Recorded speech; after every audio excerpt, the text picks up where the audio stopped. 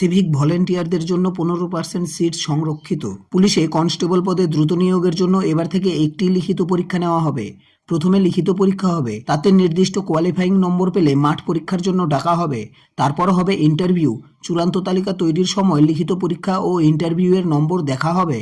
Paschimbanga police ও কলকাতা পুলিশে constable পদে নিয়োগের জন্য আগে নিয়ম ছিল প্রথমে প্রিলিমিনারি পরীক্ষা দিতে হবে, তাতে নির্দিষ্ট কোয়ালিফাইং নম্বর পেলে মাঠ পরীক্ষার জন্য ডাকা হতো। তাতে কোয়ালিফাইং নম্বর পেলে মেন্স পরীক্ষা দিতে হতো। মেন্স পরীক্ষায় পাওয়া নম্বর দেখে ইন্টারভিউয়ের জন্য ডাকা হতো।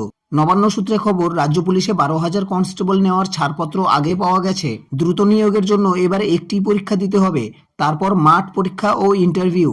সরকারের কাছে এই পদ্ধতিতে নিয়োগের জন্য প্রস্তাব এসেছে। এই মাসেই চূড়ান্ত সিদ্ধান্ত নিয়োগ হয়ে গেলেই ফেব্রুয়ারির প্রথম সপ্তাহে বিজ্ঞপ্তি বেরোনোর সম্ভাবনা আছে।